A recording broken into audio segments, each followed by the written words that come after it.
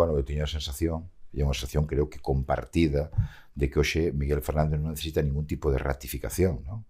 Pero en todo caso estou convencido de que será o próximo candidato na cidade de Lugo, sí, sí, sin lugar a dúbidas.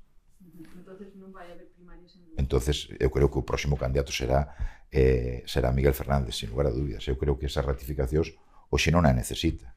Hai que ratificar a quen necesita unha ratificación. Miguel Fernández, afortunadamente, non necesita esa ratificación máis alá do mecanismo que se utilice para o nomeamento de candidatos.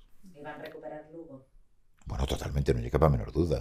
Nos vamos a traballar, ademais, desde o primeiro momento para que, efectivamente, esa liña que se rompe ahora con ese acto indigno, rexeitado pola inmensa maioría dos ciudadanos, volva a ser un sono que lle dure a algús solamente menos dun ano. A previsión é facelo en xuño. Queremos anticiparnos ademais en ese, a todo o proceso de renovación que virá despois xa en pleno brao, pero nos cumpliremos este ano non coa obrigación de ter 2 comités nacionais, que é a que temos reflexado nos estatutos por ano, sino que vamos a previsiblemente ter do orden de 3 ou 4 comités nacionais neste ano. Tuvemos un inicial en xaneiro, na segunda quincena de xaneiro, agora teremos un en xuño e posteriormente no segundo semestre implementaremos todo o simposio municipal, a conferencia de igualdade, máis os comités nacionais.